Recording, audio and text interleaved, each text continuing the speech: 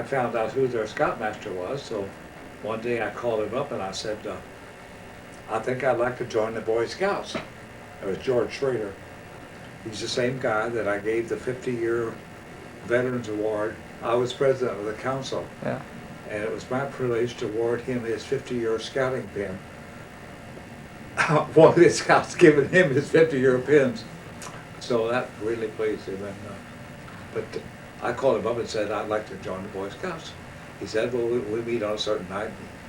I said, I'll be there. I said, I know everybody's in your troop. I said, that's why I want to join. See? What year was that? And February the 5th, 1928. Wow. What troop was it? Troop 2. At that time, it was down in, we met with Mr. Williams, who was the scoutmaster, the first scoutmaster. And Evan McLean belonged to Troop 2. And so we met up in the upstairs in the Elks home, great big gymnasium and everything. And Ray Sweeney was one of our assistant scoutmasters. And Ralph Brazier was in the deal too. But all the kids this was in 1928. Camp didn't open until 1929. So the kids I got in too late to go. I didn't really want to know if I wanted to go to the Boy Scout camp because it was over Covered Bridge and that was in Kentucky, and I didn't know if I wanted to go over there or not. And first I didn't even know if I'd like it, so I had to be indoctrinated. Went on some of the camping trips and so forth, so I thought, well, that's what I want to do. And the first year I went to camp in 1929, I was there when camp opened. I went down the trail when the first bunch carried an iron bed on my back. I had mattress springs imprinted on my back. It looked like I'd been tattooed for half of the summer because that was heavy. And we carried it all the way down the trail over to the campsite. We didn't have nothing down there. So, and who'd I run into after I carried down a couple of the cots, but Jess Dorsey, who was on the executive board and one of the original organizers of the Boy Scout Council. So he said, you look like you're tired. And I said, well, I carried 2 beds down out here. Yes, I'm a little bit tired. Well, I said, I want to talk to you. So I sit down and he said, what would you like to do in life? And I said, well, this early I haven't made up my mind. I said, I haven't decided what I want to do. He said, well, do something that you think would be creative. And I said, well, that's a thought. So that was the first inspiration I had, because he said, do something creative. So all my life, all I've done is try to create opportunities for kids and people and things to make things happen. Because things just don't happen. People make things happen. And that's been my philosophy. I just, there's too many people do too many bad things. Somebody has to do the good things, so that's what I do. What's the best thing you've done? Yeah. Which one's the best thing you've done? Taking the Scouts to Europe, or? Oh, that was the most, I tell you, it took, if you can't do something right, don't do it. So I made up my mind when I was going to take the Scouts to Europe. I recruited every kid. I talked to the parents and the kids together, not by themselves, or they all had to be together. I went to talk to them. And I told them, here we have a chance to let your son go on the adventure of a lifetime, that we were only selecting those that we felt would qualify and make something out of the adventure. I said, this is not a lark, this is a real adventure. So I'd have movies from TWA, and we'd have monthly meetings. I'd have the parents and the grandparents and the aunts and uncles and the kids and the brothers and sisters. They'd all come down, and I'd have a film on this particular country. And I'd say, this is what we're going to see. We'll be there with Eiffel Tower. But my difficulty, I was in Paris 3 times before I ever personally got up there. I was too busy getting everybody else on the elevator, because you had to change the elevators a number of times to get to the top, see? And I think Marie and I went by ourselves one time, and I did get to go up. But I was always loading somebody else on. But those were the most exciting things that I ever did. We couldn't take everybody the first time. I had 28 boys and 4 adults. I always carried, I had doctors with me. I wouldn't go without a doctor. They had to be aboard, see? So I always had enough adults to supervise all the kids. I couldn't watch 28. So I'd have somebody watch it, checking the luggage, getting them on the bus. We'd go into a restaurant and we'd go, that many people, oh my God, we can't handle it. I said, no, let me handle it. I said, I got all organized. These guys will set the table, and these will bring the water, and these will pour the milk, and whatever. Everything was all organized. Everybody knew what they were supposed to do, see. Just clicked off. But I said, I have to make a deal. I'm on a limited budget. Now, give us some kind of discount, Yeah. because what the kids do, I said, they'll wash the dishes after it's over with. They'll, whatever it takes. So we get the meal for about half price. But I was a wheeler or dealer. We had to get together on the price. Yeah. We had, on the second trip through, Bree was along, and I took 54 that time. I had 6 doctors. We could deliver babies or whatever. we had an eye man, a surgeon, a general practitioner. We could take care of anything, any sickness. And who took the medication? I take the medication because I get diarrhea or something. But these kids all had. We were in 10 different countries. In 2 weeks' time, we met the ambassador in most of the countries. I had a personal invitation for the group to the U.S. ambassador of that particular country. And we got rolled right in. It was, how often does a child even get to meet somebody from the State Department, and particularly somebody that's assigned overseas? Never. So these kids got a cultural education, and they had to handle their own money. And I wound up to be the banker. Byron, I never let the kids call me Mr. Drumb. I said, look, I want to be your friend. You call me Byron. Because you call me Mr. Drumb. Only my wife calls me Mr. Drumb, and I've had it. When she says Mr. Drumb, that's it. So just call me Byron, see? So the kids, Byron, do you think you could loan me a little money until I got home? I said, well, I think your credit's pretty good. We'll advance you some money, see? So I have a sign here. I have to sign for it. Make a sign. I have a pocket full of paper that they owe me so much money, see. But it's amazing some of the things that the kids would buy. One of them, you've heard of Mickey Mouse watches. Okay. One of the kids, Bruce, his dad was a pharmacist. Harding, his son, he came back home and bought an American Mickey Mouse watch in Switzerland. I said, oh, Bruce, I know that's what you really wanted. I said, I'm sorry you couldn't get it back home, but I said, you got one now. So, but and some of them brought Beerstein. One of them, John Mason, teaches school now. He teaches English, I think, in the high school. He bought a Beerstein that high. I said, John, you bought it. You got to carry it. Now, I'm not going to carry it for you. You got it, boy. That's your burden. So he carried it back. But we were teaching them exchanging money. We were there at a time, a period when the old mark and the new mark, German mark, was intermingling back and forth. And I said, now look, we're going to give you all a lesson. Now, you watch, when you go up to get a U.S. dollar, a $10 or 5 change, we're supposed to get so many on this new mark. Now you look at the card and you look at the bill, and if that's not right, so they would, Mr. Drumb. Oh, I said, That's not right. Give it to him in new marks. Don't give him those old marks, because there's a difference in the rate, see? So I'd wind up, I'd have a pocket full of change from 10 different countries, see?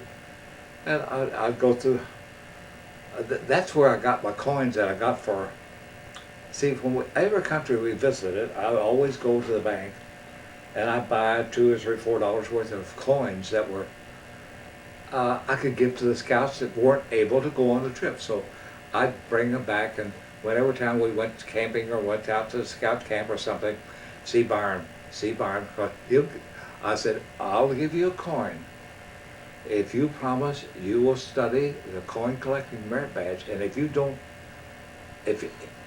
do it, now I want that coin back. If you don't study and pass it, you have to give me that coin back, because that's our deal. Mm-hmm. I'll give you the coin, I'll help you start the collection, but you gotta pass the coin collection merit badge. So How many European trips did you do? I'm sorry? How many European trips did you do? Two.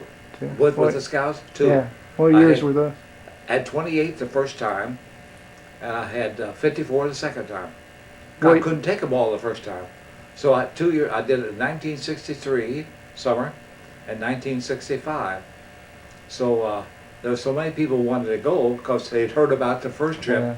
I wound up with 54 the second time, see? It's the biggest contingent. You got to think about this. In 65, there hadn't been anybody going through Europe. This was an opportunity that was just knocking one time. And the amazing thing about it, by careful planning, we did the first trip for $600 a person, including all the air, all the travel, everything, all the meals, all the rooms, and all the trips, the entrance into museums and everything, $600. Wow. Well, inflation had set in by 1965. The best I could whittle it down was to $800 a piece. So, but I told the doctors, I said, now I can include you in on this trip at the kids' price, but if they get sick, you gotta help take care of them. So that was the deal we made, see. But Dr. Paris, John Paris, Sr., he said, okay, now you have to have a health examination for all the kids. And I said, yes, that's a requirement. He said, I'll examine them all. Won't cost the parents nothing. We'll put up have them come in. We'll examine them and get everybody certified. So we applied for the passports, and we had Lee Hamilton, congressman at that time too. He arranged us to have an interview with and an entrance into all the U.S. embassies of all, England, Holland, Denmark, Sweden, Germany, Switzerland, Italy, France, Spain, Portugal.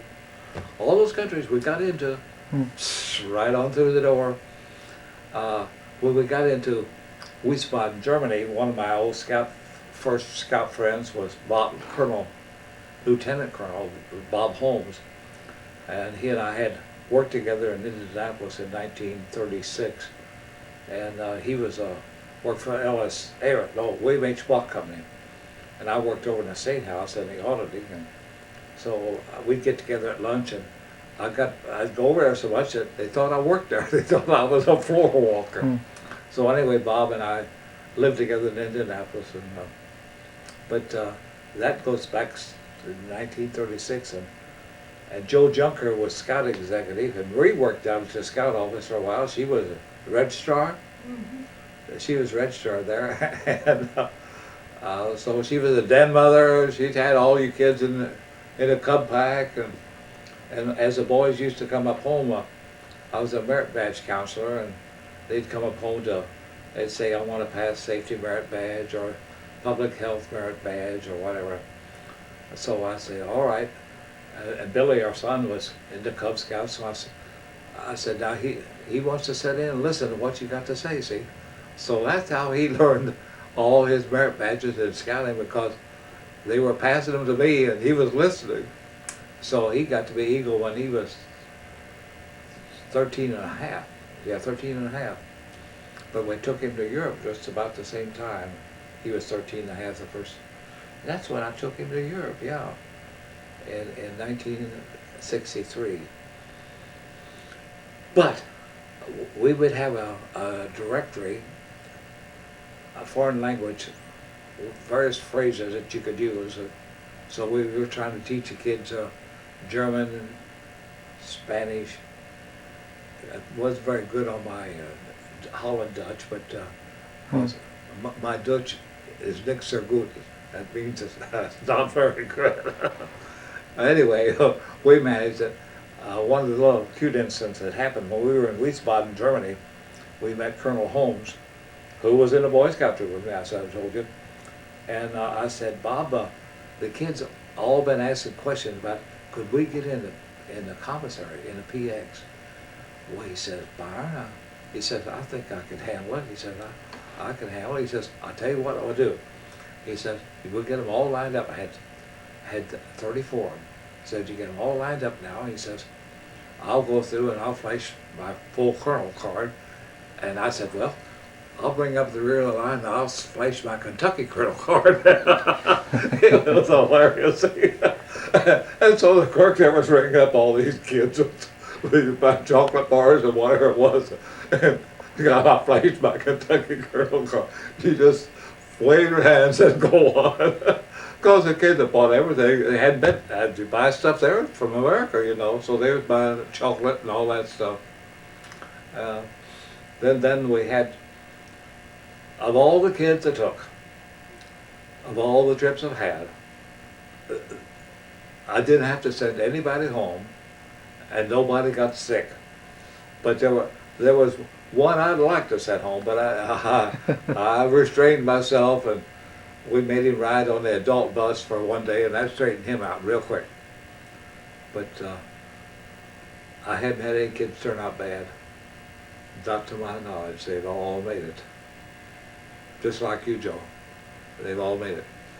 I didn't get to go to Europe, Byron. I'm Well, envious of those kids in the 60s. I missed you somewhere, because I would have been after you, because it was more like the mid-70s is when you need to be doing that. well, So. this was in 63 and 65, see. I was a little too young then still. Yeah, but I had John Parra's son, but it's been the most gratifying thing that I have ever done, and I've had a lot of, there's nobody that's had more free jobs than me. I think somebody, you got a free job, ask Byron. Well, and how I was able to cope with all of them at the same time. All these things were going on at the same time. Ask her. I'd have the DeMolays, or I'd have the Boy Scouts. I had the Explorer Post. At the same time, I was coordinator for the savings bond program for Floyd County. I sold all the savings bonds for the war situation. It's been exciting.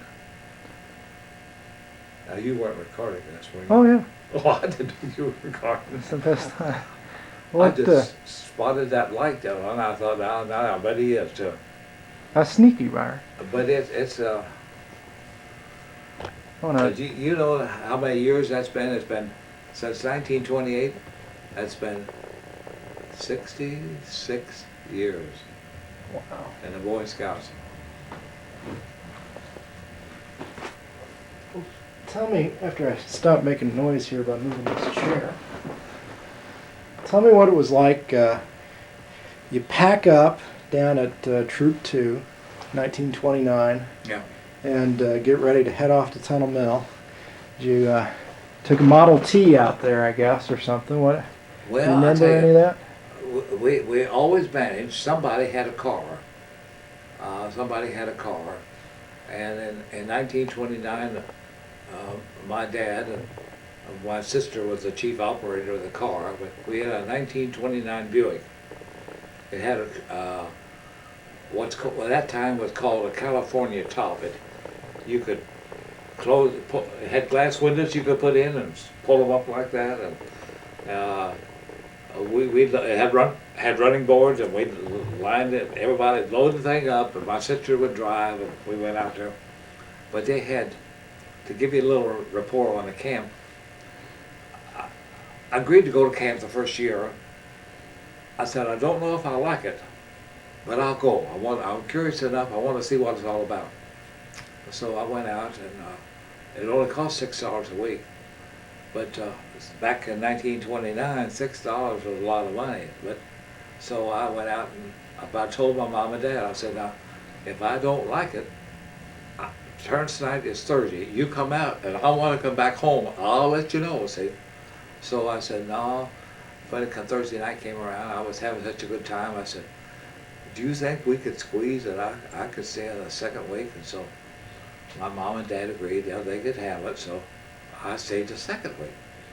Well, they came back out the next Thursday night, and we were writing back and forth the letters and cards and everything. And I found some cards tonight that my son had written us when he was out there. Just found it tonight in the drawer. And so the end of the story is that the camp ran 8 weeks, and I stayed the whole 8 weeks, and I helped them. I stayed over because I helped them tear down the camp and pack the stuff away so they could open it up for the next time. But it was the beginning of a very exciting and eventful experience in life. I wouldn't trade it for anything. So when you get in the old Buick, you probably drive the same roads back then. Oh yes, we Now that's changed. Charleston, I got 20 miles. Yeah. And so you pull up into camp. What was your first impression? You remember? I want to get out. You want to get out? You want to go home? Why do I have to jump out, do things? Yeah. Okay. Wanted to do things. Yeah. And so you carry that big old metal bed down to where? Yeah, well, the camp was just opening, so I had to carry the beds down so we had a place to sleep. In those days, we slept on wooden platforms over across the creek up on the hillside, and you had to lug that thing all the way down the hill across a swinging bridge.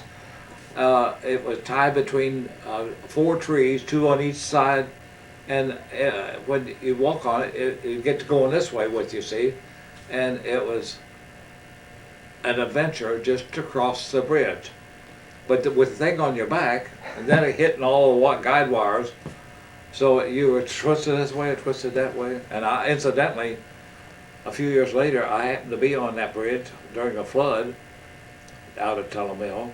The creek was up, and the bridge collapsed, and I was on it, and there was a scout in front of me, and he was having, I was grabbed a hold, there was only one cable holding us up, and I had sense enough to grab a hold of the cable, and he grabbed a hold of me on my waist, and I thought, gosh, I'm going to lose my pants here, but he held on, and I had to go hand over hand to get to the other side. My hands were full of, imagine wire that had been up there for years. My hands were all bleeding, everything, see, but everybody's just applauding and hell. This kid was with me, and he was hanging on. I had to hang on. You remember what year that was? About 19. Let me think about it now.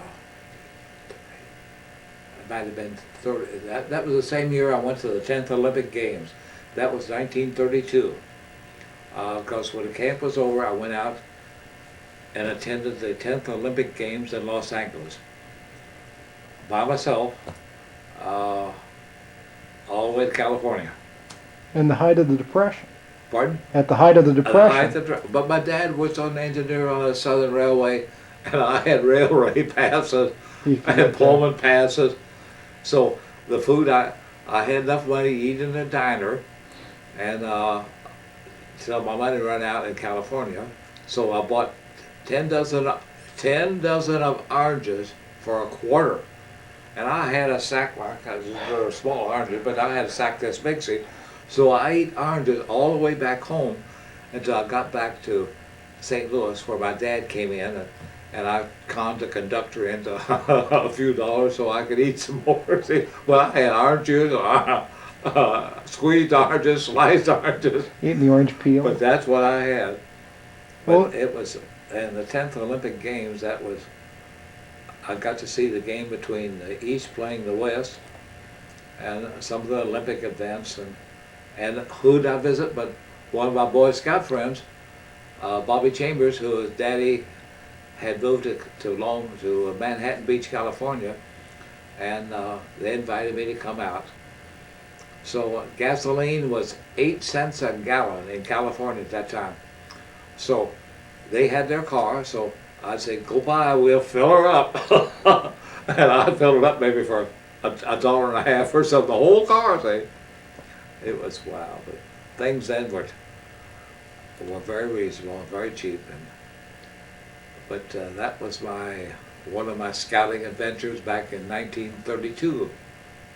Well, when you got to camp in 29, got the bed carried over there, what's the first thing you remember about the first thing you did out there? Or, yes, I saw this man sitting over there. He was sitting, Jess Dorsey. He was my first inspiration in scouting because I thought, well, there's a guy think I'd like to know. I'll go over and strike up a conversation. Well, I didn't strike it up. He struck it up with me, see, but we were mutually talking back, and all through the years, he watched me as I progressed, and he was instrumental in me being in the right place at the right times, so I could make the right things happen for those that ought to have the opportunity. So I was his catalyst that did the things that made things happen. Was he working at camp, or? No, he was president of the council at the time. Yeah, he was head of the council at that time. But he also was editor of the Speeds newspaper in Speeds, Indiana. He was an executive in the Speed Cement Company. But Jess Dorsey, he was a gentleman, and he said, "Now you can make it. Just don't ever give up." So that's been my philosophy. Just keep trying. What were you, about a first class scout back then, or? I'm sorry? Do you remember you were first class scout? How old were you in 29, Oh, no, Byron? I was 13. 13? Yeah. And Scouting been going. I could have went in when I was 12. you were just getting started. I just wasn't sure I wanted to join yet. See, and so I found out that everybody else had joined. So I said, "Hey, George Schrader, I want to join your troop." He says, "Well, I've heard about you." He says, "We'd like to have you come." So I went to assistant patrol leader, scribe. I was everything. I mean, they ran me through the whole line of the cycle of senior patrol leader. So that first year you went to camp, where you weren't a patrol leader or anything No, yet? no, I'm just a rookie. I'm just a kid. What did you get any merit badges out there? Oh yes, I had. Well, I had merit badges like crazy. I was doing woodworking. As you see in the film, I was planing off the wood and made the birdhouse, and did reptile studies, and learned how to swim. And Ralph Brazier, who was the aquatic director at the time, I thought he was going to drown me before I learned to swim, but I made it. I had to, or I would have drowned. But it was the most exciting thing. Never forget it. I can look back, and there's kids that were in camp with me now are doctors, or dentists, or surgeons, or heart specialists. Some real personalities that I cherish. So I wouldn't have taken anything for the experience. And if I had to do it all over again, I would have started when I was 12. Yeah. And then the next year you were on staff already, after having spent the whole summer out there? They must have felt they had a good thing, because I was on staff the very next year. Only first year I was not on staff. But the next year I was on staff. And I wound out, I was clerk. I ran the canteen. I had to keep all the inventory and buy all the supplies, and they had little cards that you punched. If you come in with your dollar, we'd give you a card that had 25-cent punches. So I'd punch off the card, and I'd say, "What? We didn't do any credit in those days. You got the money, you get it. You don't have the money, you don't have it. You have to pay." So how many years were you on staff out there? All of them. Yeah. All of them. I went to up to 1933. I went to the Olympics in 1932. and I was on the staff until 1933, and I've been everything from hike master to quartermaster to clerk to assistant aquatic director. That's about the scope of it. No. You see the geisha girl over there? Yeah. That sure. was given to us in, well, we met the young Japanese boy in Honolulu, and we told him we were on our way to Tokyo, and we'd be at the Tokyo Hilton. And he says, "Oh, my brother owns a big restaurant in Tokyo." He said, I would like to take you out for dinner." So we were traveling with Evan and Dorothy McLean, and Evan's the attorney. And Evan said, "Oh, you don't want to do that. They might kill you or something." But anyway, we decided we were going to take the chance. So, but he came to our hotel, and I had given him a American Kennedy $50, a silver $50, and you couldn't find them in those days. Yeah. This is one of the new ones. It's all silver. So that so impressed him that he said, "Oh, I'll come. I'll tell us where you're going to be, what hotel, and I'll come and meet you and take you to dinner." Well, we had other plans for the evening, but he did come, and lo and behold, what did he bring with him but that geisha girl over there? Yeah. That's one of the most geisha girls we saw in all of Japan, and we had to do, it was so expensive we had to declare it coming back through customs. They wouldn't, even though it was a That's gift, right, we had yeah. to declare it. Yeah. And it's been our center of discussion for all these years. But he was the nicest Japanese boy, and he in turn also sent us these Japanese prints over here of Mount Fiji. Wow. All around the butterflies over there. But that's some of our mementos that we've gotten. Let me ask you some more questions about camp. What was the food like in '29? Do you remember? I will tell you, yes, I remember we had fried chicken. Yeah. Oh, that was a Sunday meal. The chef, he'd come out and he would have a platter full of fried chicken, and even at $6 a week, you could have seconds. Yeah. We had seconds, and some things we could have thirds. Till the food was gone, you could eat. Nobody went hungry. And with the canteen, you couldn't buy anything at the canteen but at certain hours, because they didn't want you to spoil your meal. Mm-hmm. So we were restricted, we did that. But after you had your swimming lesson and your camping and your woodworking and whatever projects you was working on, somebody had you busy. But the guys that were on the camp staff, we had a fellow by the name of Butchers Rainey, who wound up and became the head coach of Jeffersonville basketball team. We had him there. He was on the camp staff member. And as I told you, a number of them have become doctors or lawyers or leading business people in the community. But there's no way that a kid could get all the advantages outside of scouting. It just wasn't happening in those days. That was a lifeline to life. And that's where you made your success in life, or you failed. What do you remember about the camera crew and the people that were shooting it? And Well, when did they do the film? Was it at the end of camp that No, first it was right summer? the filming was done during camp. The And whole, it all was during the very- whole summer? Yeah, well, it was the kind Oh. that you crank like this, see? And the guy, head of the veneer company, was president of the council, and he paid for the film, and it was like an old Pathé News. He just ground the camera, but everybody was unaware of it because there wasn't much of that going on. Nobody had a camera.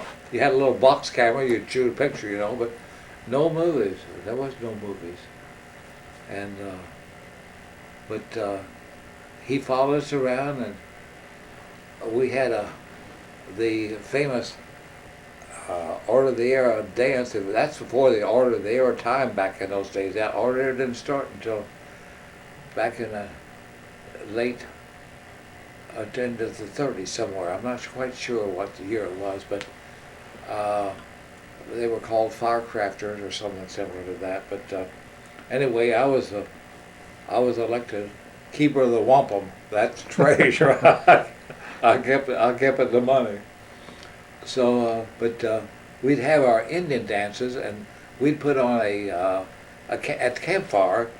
We always had the group to put on an Indian dance, and we had feathers and towels, and we used our scout belt to hold the towels up, and there was some wild dancing going on.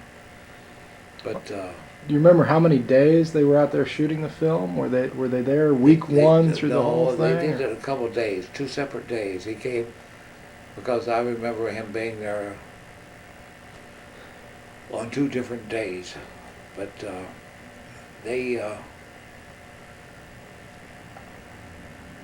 I had never seen movies. I had never seen them shoot individual movies before. I've just gone to the picture show, but I've never seen anybody with a crank camera grinding around. But this guy followed us around, and they had first aid demonstrations and baseball games and canoeing and water safety and swimming.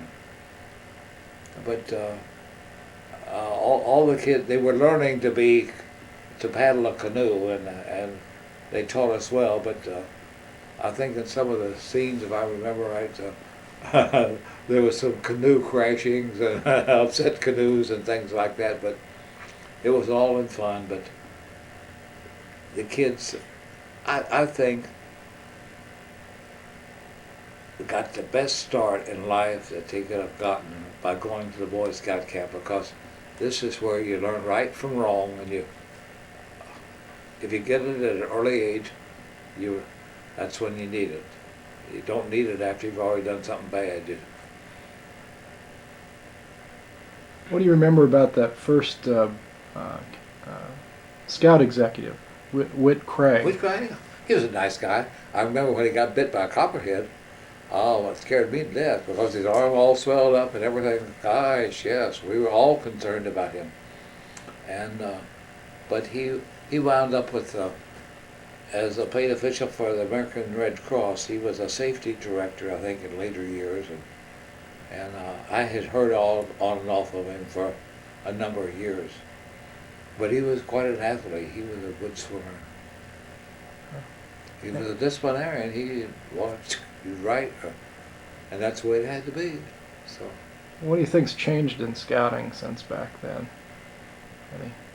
Any big differences from? I would say not as strict parental guidance that we had back in those days, because the world has changed, and they don't have the home culture and enthusiasm to do the right thing. They don't instill in them early enough that it's either right or it's wrong. There's no gray area. You keep out of the gray area. It's either right or wrong. And that's what we were instilled to us. That it's right, you do right. You tell the truth, you don't have to remember what you said. Yeah, that's good. What about other camp staff members there? Any funny stories from? Oh, yes, we have. Yeah, we had a guy who was called Radio Russell. He was a radio bug. He carried around a portable until he'd wear radios. Back in those days, they were so rare. He'd carry one around with him. But these guys were all what, as kids, we thought were experts in their own field. They knew, and so we would ask enough questions and have it, and they would share with us their information. They were diversified, and most of them were creative, and we were all working together to make the right thing happen at the right time.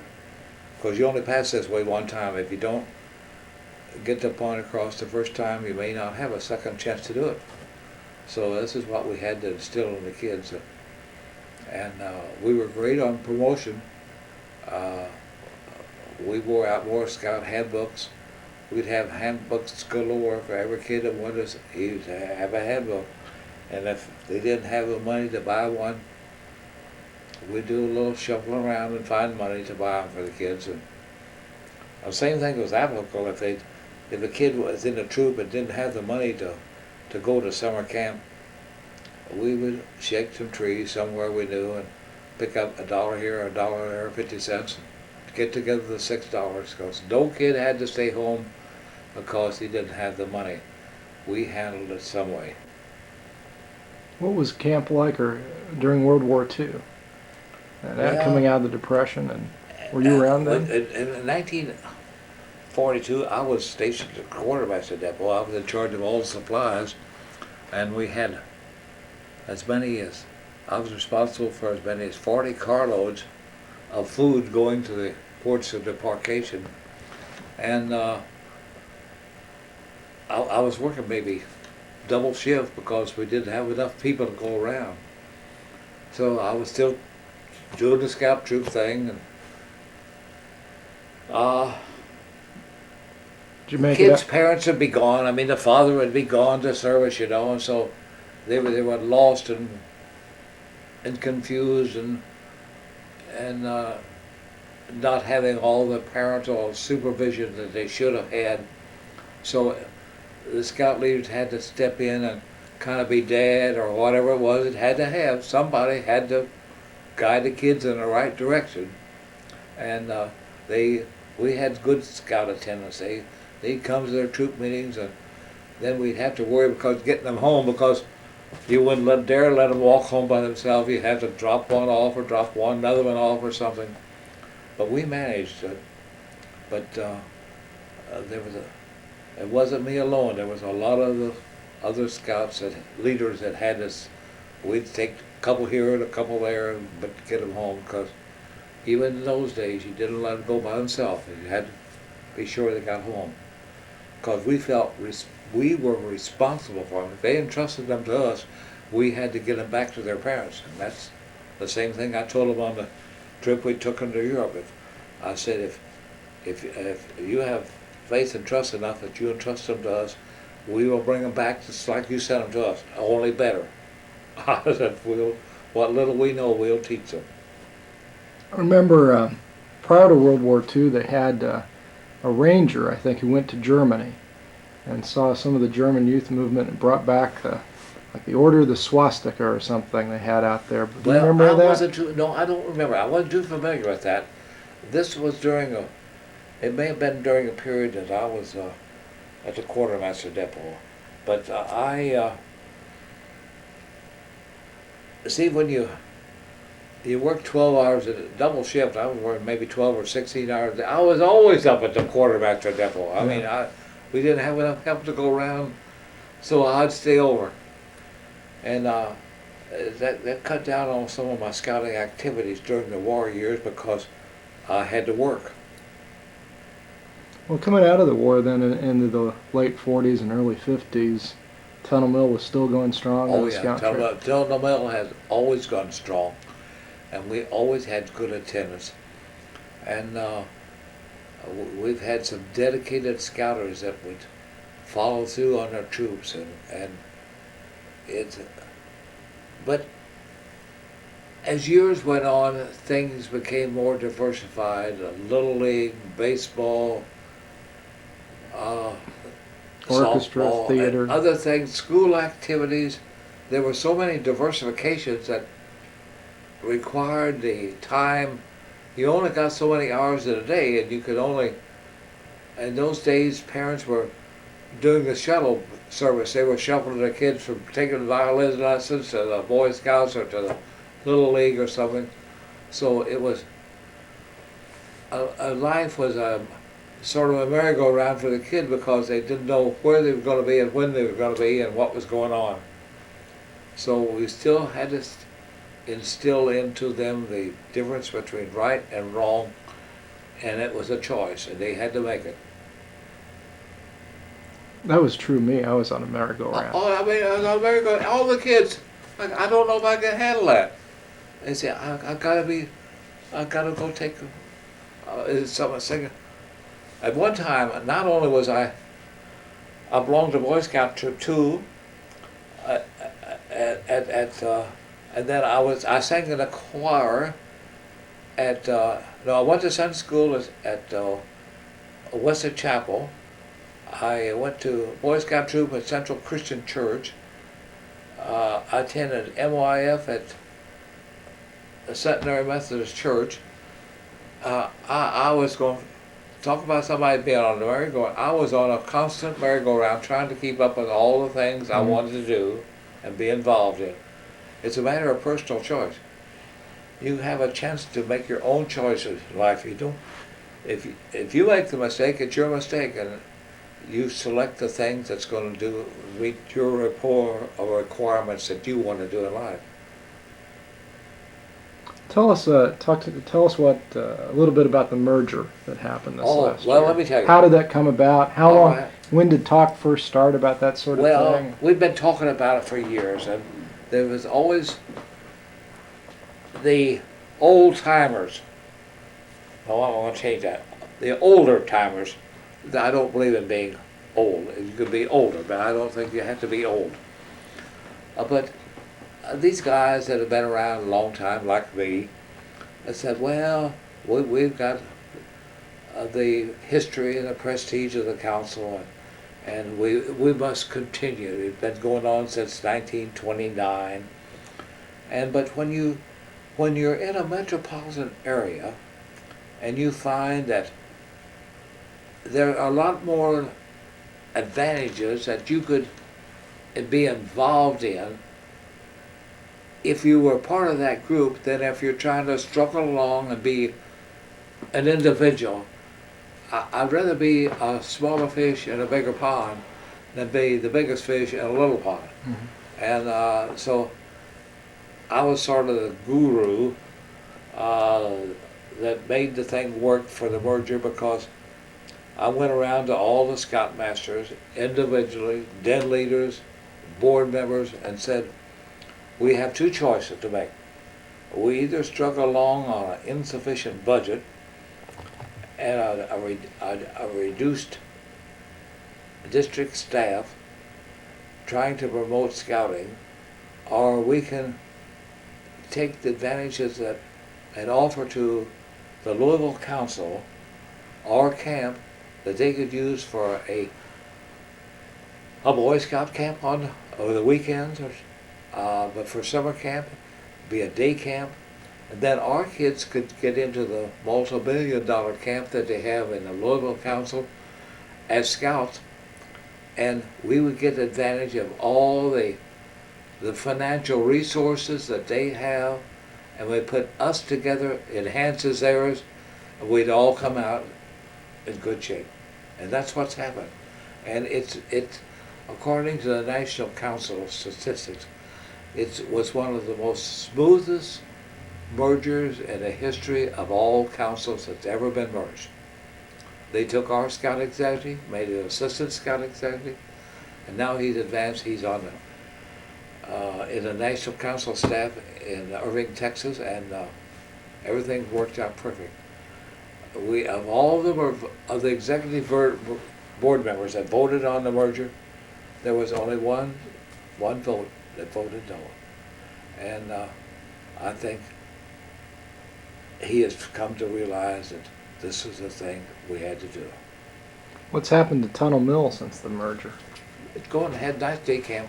It's being utilized every week. They go out on overnights. You see, it gives the Louisville Scouts a chance, and Scouters a chance to get outside the state. Travel over to Indiana, and it's one of the most beautiful camps. I used to be on the National Camp Inspection team, and of all the camps I've inspected for the National Council, of course they say I'm prejudiced. Okay, maybe I'm prejudiced. But Tunnel Mill is the best. It has the most historic, most rustic, scenic views that any child or adult would want to have. It's there. All you have to do is go breathe the air. They put a little money into camp this last year Oh too. yes, they put money into the camp. We've had, we built a new administration building, one kind scouter. Art Coleman, before he was a dedicated scouter in the scouts with me, and before he died, he said, Byron, I want to do something for the Boy Scouts, and he says, you tell me what you think ought to be done. I said, well, Art, I hate to unload on you, but we need a new administration building. He says, tell me how much it's going to cost. He says, I'll see that you get the money. Well, before he was able to do that, he died. But Lois, his wife, said, I know Art wanted to do that, Byron. Just tell me how much it costs, and she gave us $20,000 to pay for the material and building that. So that's the Art Coleman building out there. It's a beautiful building, but that's his bequeath to the Boy Scouts. A great thing, great gesture. In the mid-'70s sometime, they added 80 acres to the camp. Yeah, we bought 80 acres. We expanded out there because there was no other piece of ground in the world that attached to Tunnel Mill except those 80 acres. And we decided that's what we needed, and we bought that ground. It was a great improvement, and it's Carter too down in Trinidad, Tobago. Mm-hmm. I took the pictures. Took such interest in Carter. Yeah, I met him in 1990. He was still going, 94 or 5 years old. We also met him in Munich, Germany. He was over in Munich, Germany when the World Conference was there, and he's also in Melbourne, Australia. So, yeah. That goes in here? Yeah. I don't know what that is. Hike leadership. Well, tell me whatever we were talking about. I done forgot. It had something to do with buying the new land up there. We got there. I said they put some money into camp. Yeah. So we got the new building going. Yeah. And the benefits and the merger we talked about. They get to go over there. About that, yeah. They put money into Tunnel Mill. Tell you a little bit about the vigil honor of the Order of the Era is the highest that you would get in the Order of the Era, and it so happened that Ralph Whaley, the scout executive, and I were selected by the committee to get this honor at the same time. So it was an interesting experience, and you went through the period that you not to talk during the certain hours and everything, and so they assigned us various areas where we were to camp out and establish our camp and collect our wood and cut it up and build our campfire and sleep in our own tent by ourselves. So I was out busy with my little scout axe, and I was collecting the wood and everything. So I came back had the campfire going. So I thought the campfire was burning pretty good. And during the night, the fire got down a little low, so I decided, well, I better go out and chop up some more wood. So I looked everywhere, and Ralph Whaley was just maybe about 50 feet away from me, and he was camping another place. And so I said, Ralph, you got my axe? How I got your axe, Byron? I said, well, somebody has stolen my axe. Well, I never did find the axe. So a couple of years later, Bob Sawyer, one of my Explorer Scouts, and I were out in this same camp area. And Bob was kicking around with some of the aces, and he came up with the axe head. He says, I wonder whose that is. I said, I think I know.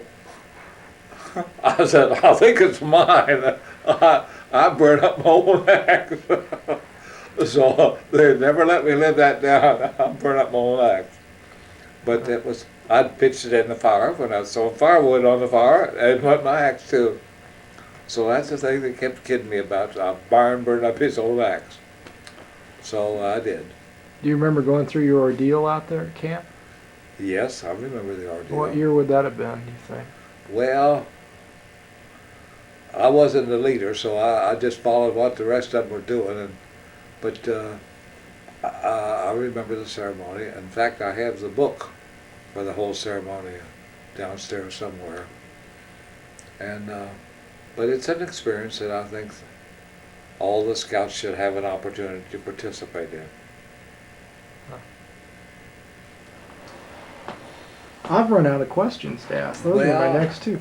I tell Tell you, me, I could say, tell me about the last time you were out to Tunnel Mill. What was it? well, I think the last time I was at Tunnel Mill,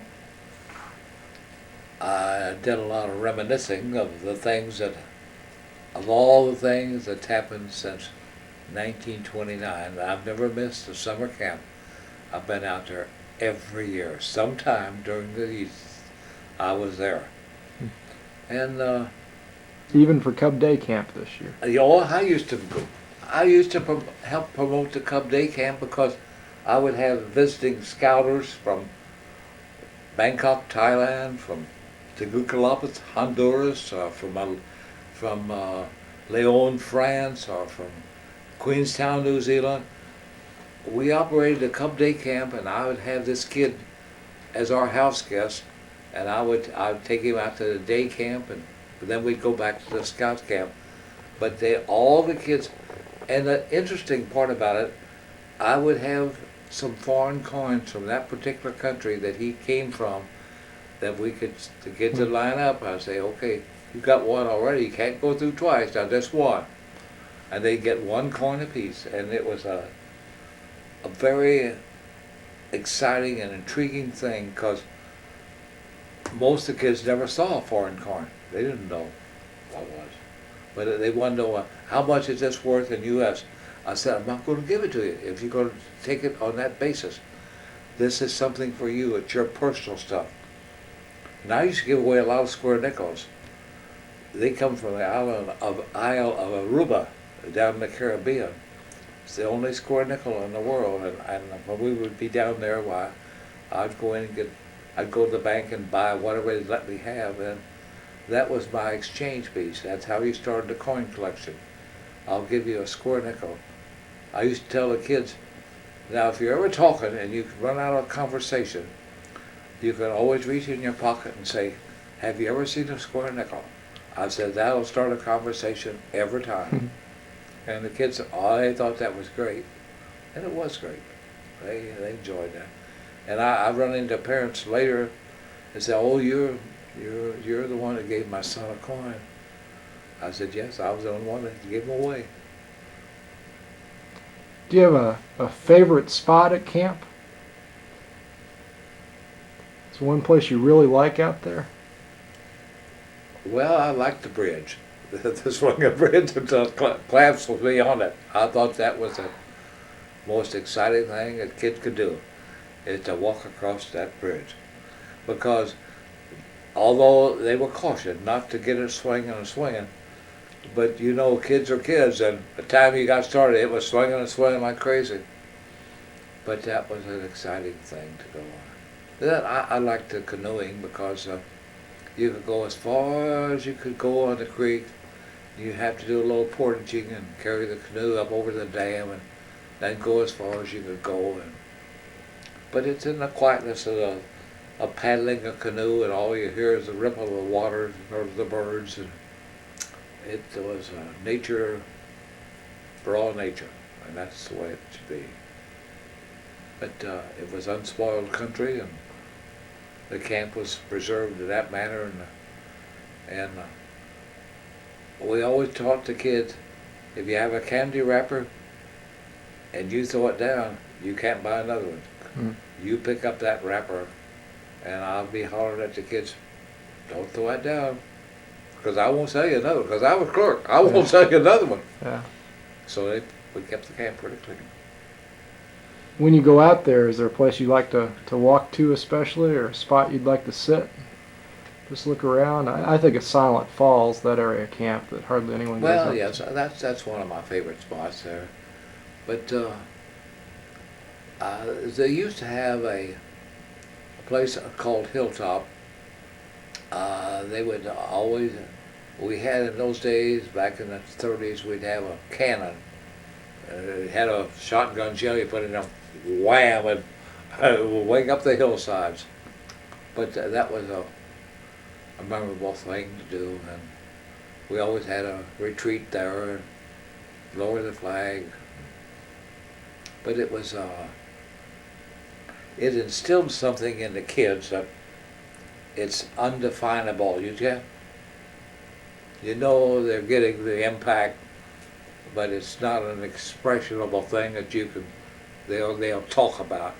It's just something that's ingrained, that goes with life. I've always had a philosophy that every kid's good. Sometimes you have to search a little deep to find it, but every kid has some good in him. And it's up to the adult scouters and the leaders to find the thing that can make him better. And that's what the whole purpose of the method is as good as you might think you are, there's always somebody can help you. Because there's nobody stands by themselves. Everybody has somebody to help them. It's one of the most, of all the youth organizations that I have known of, the Boy Scouts have been the most impressive opportunity a child could have. And now that the girls in the Explorer program, I had the first medical Explorer post in the United States, here in Floyd County. And your dad, Dr. Buckman, Dr. Paris, Dr. Nelson Wolf, when we were in Europe, Nelson Wolf and I said, you know, we ought to do something for the kids to try to create a career for them, to let them explore the medical opportunities, and so that they could have some insight of what, if you plant the seed, we can nurture it and help make it grow. So we started Dr. Nelson and I started a medical explorer post.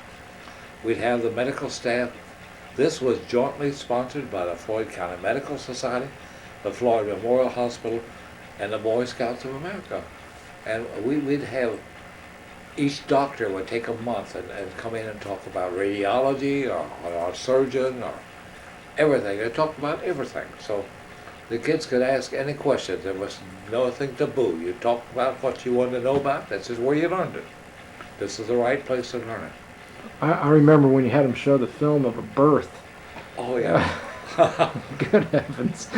I'll give you a little insight too, just to show you. When we took the kids to Europe, before we told them it was going to be in Paris, and there were some questions asked. Were we going to let the kids see the Follies, the girly show? And I said, only if you get a written permission from your parents, signed by your parents, will I'll take you to the Follies.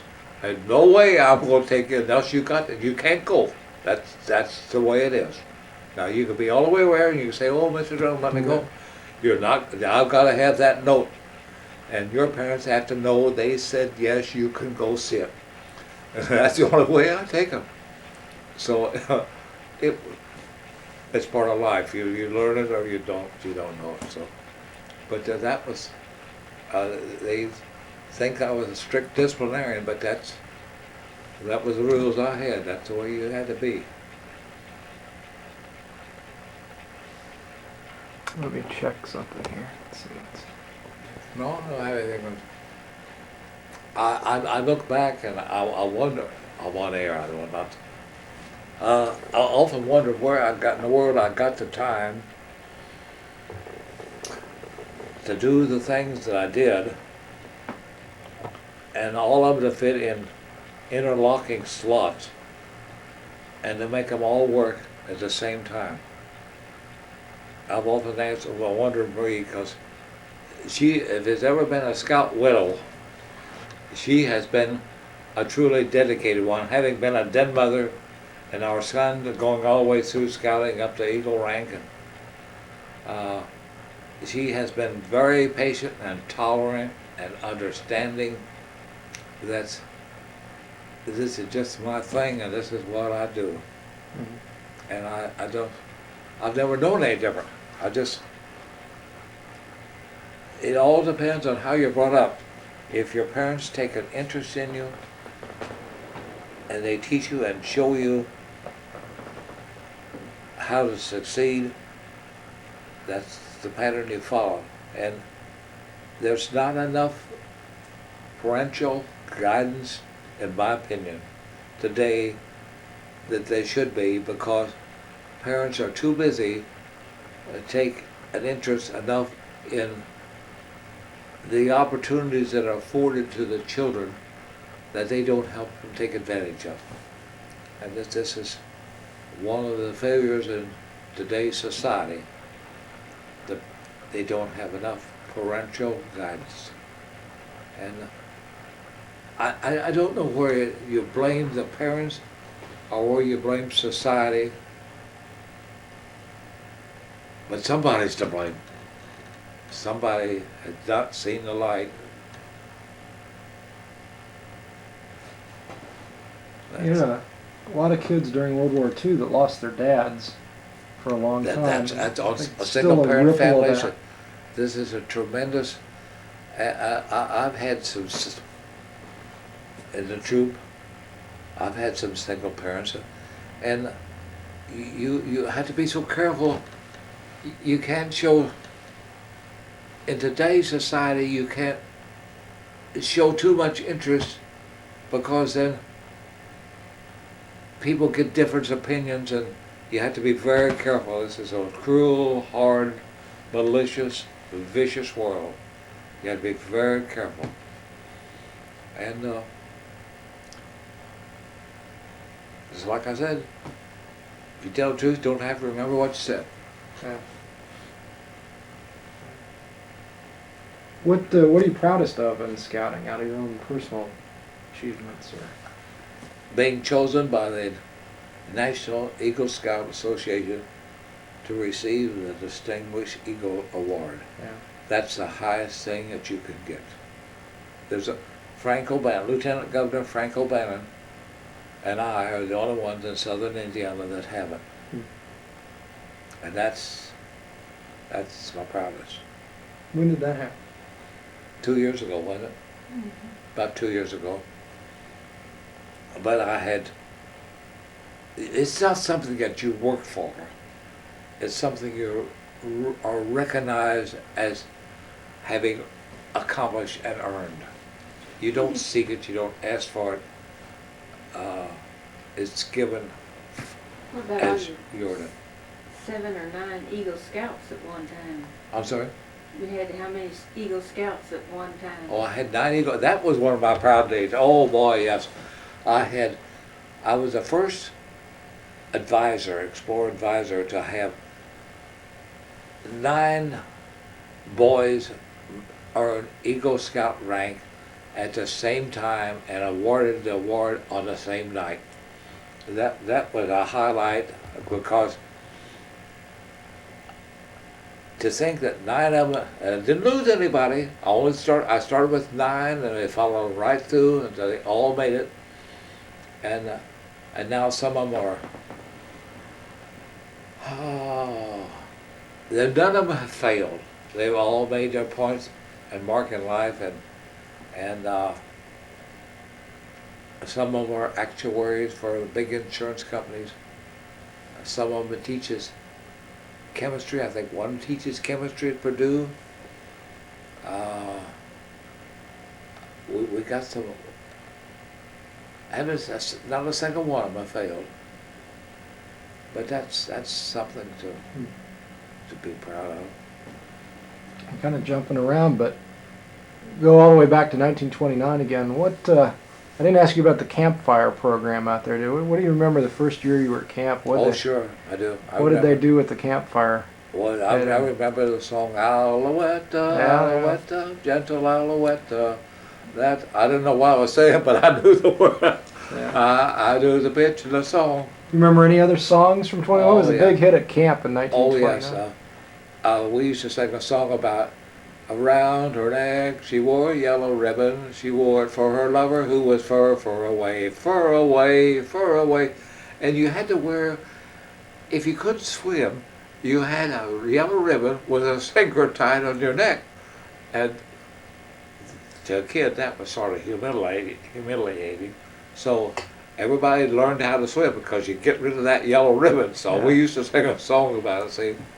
But there were What other songs did you sing? we used to sing "Row, row, row your boat Yeah. gently down the stream," and we divide them up in divisions. So this section would have one part of it, and the next section would come in, and the next section would come in. But the fellowship and the brotherhood that the kids got in those campfires was everlasting. It's something that, you know, in your spare moments, in reminiscing, you think, hey, well, that was great. That was something we really enjoyed doing. And the friendships that you made and the people that you see in life today, you never forget because, oh yes, he was in the Boy Scouts with me, and I remember that. It's the most rewarding thing that, well, I've got to be frank about it, it's about the only thing I ever did. I mean, I devoted the whole time to the Boy Scouts. But my mother always taught me that if you're going to go through life and you're going to, don't be a joiner, you be a member. And if you can't be a member, don't join. So I always said, I got everything I got to give, I'll give it to that. So, not that I didn't like the Rotary or the Kiwanis, I belonged to the Boy Scouts, the JCs, the Junior Chamber of Commerce, and that's it. And church. That's all. It's all been, that's been the whole scope of my DeMolay. story. And DeMolay. And DeMolay, right, I belonged to DeMolay. DeMolays were struggling, they were having time filing a chapter dad, and having belonged to the Paul Lodge, and they had an advisor from all the different lodges. We all joined together, and we were able to, at the same time we were doing the scouting thing, we were devoting time to help the kids that didn't belong to scouting, that were sons of Masons, that could appreciate some good guidance, and we helped these kids. We would promote, I was able to have them become pages in the House and the Senate of the state legislature. We'd organize trips for them.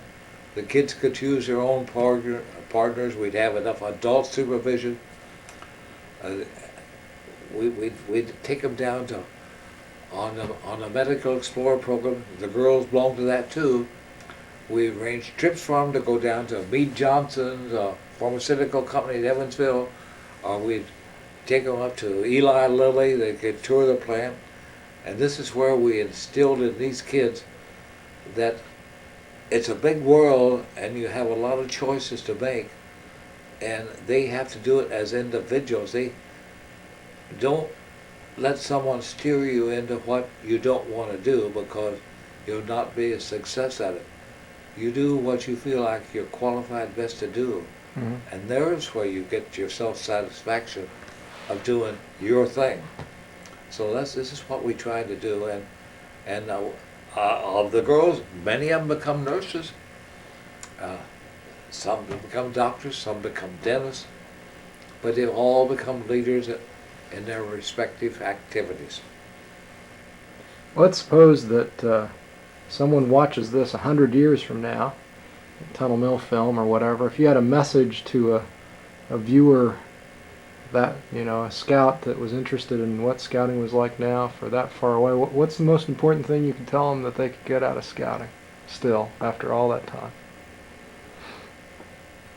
You have two choices.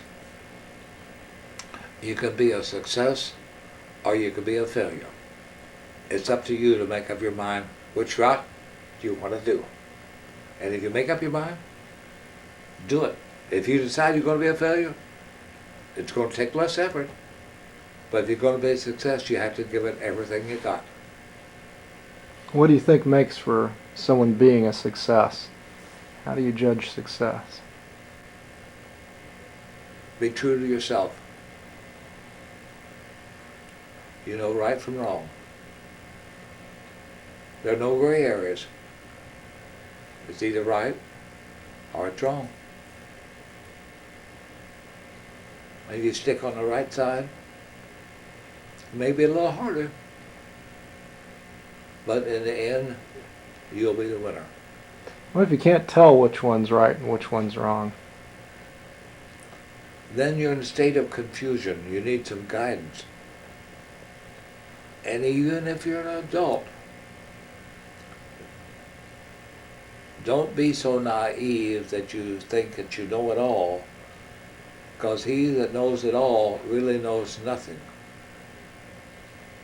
That's good. Yeah, I know you still meet new scouts. So what do you tell a 11, 12-year-old kid when he joins scouting and says, gee, Mr. Drumb, you've been in scouting forever.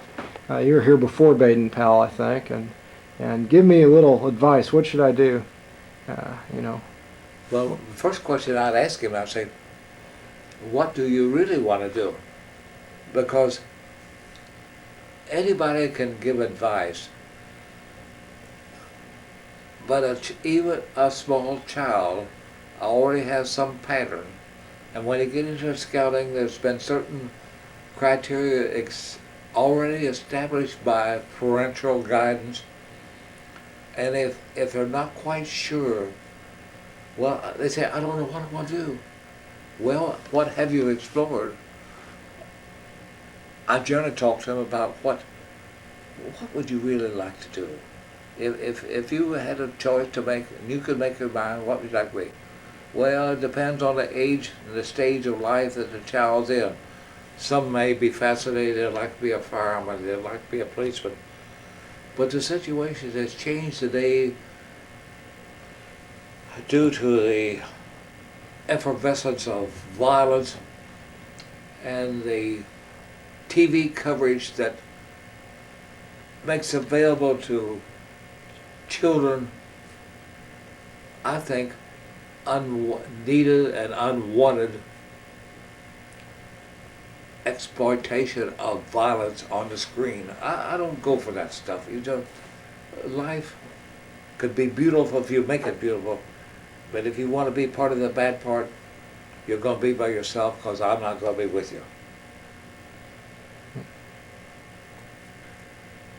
Anything I haven't asked you in all these years? It's No, I been can't. 15 years we've been think- working on. I think we discussed everything. There is to do. My attorney, Jack Gary, is. We've built this jail, and if you've ever been through trials and tribulations, everybody's got an idea, and everybody thinks their idea is the greatest, and we've had to make some hardcore decisions. And I guess Jack Gary knows as much about me as you do, because we discussed everything we could possibly discuss and trying to figure out the rationale to do the right thing for the right people at the right time, within the budget and within the collective thinking that it's the right thing to do. And the only way I'll do something, it's got to be legally, financially correct, and morally right.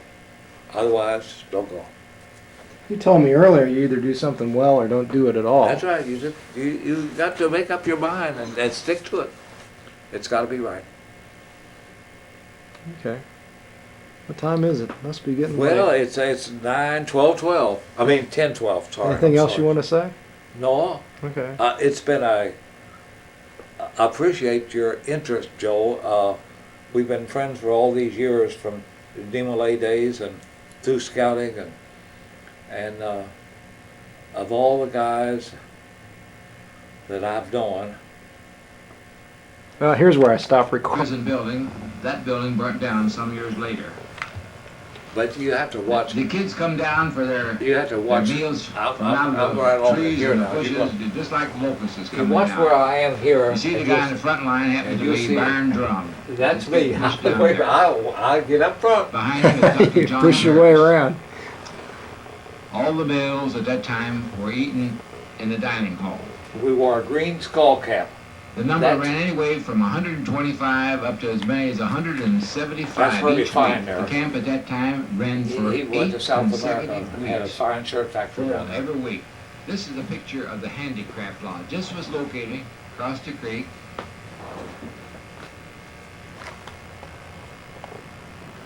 Oops, I hit the wrong button. There we go. This is a museum where all the various animals, reptiles, insects that were caught here at camp were kept, where all the scouts There could was look at a this rattlesnake collection. in there that bit the This scouts. is quite an interesting thing. Oh, that's the one that daily bit Wick activity Craig? people Oh, went yes. down and identified them out of their scout book. This is where they learned some of the That's a copperhead. things they had to pass for their Oh, merit yeah, badge. all This his is a arms swelled up copperhead like a leg. snake, and if you watch very closely, you'll see it in his cage there. This was That's the one. quite a little museum we had established there. Notice all the merit badges on the scout behind there. This was a guy that had a wooden leg. The kid? No, this man, Boy Scout there. This is a little His leg was harmless cut off in grass snake. a motorcycle This accident. film was paid for by C.T. Hearst, who was very active and president of the council back in 1929. Hearst, A.T. And Hearst. C.T. had such a great love for Boy That's Scouting the one that that made the film, Yeah. A.T. Hearst. he decided that there should be a film made. The very first Brown, year, that, Tom Arthur Miller, Brown. This is the guy that had the and he wooden leg. proceeded to finance the Oh, that thing guy who ran the Yeah, museum. and hired a professional photographer. Hearst was one. And I liked it so well, I said, well, I'll stay the second week. And I really wound up, and I stayed all 8 weeks. I came the day the camp opened, and I left the day it closed. Well, next year, I guess I had more camping than anybody, so I applied to be a member of the This is camp the first staff. one. And at that time, Mr. C.T. Hearst, who was president of the council, was interviewing the boys for the camp staff. And they hired me, and I've served in various capacities as hike master and so forth.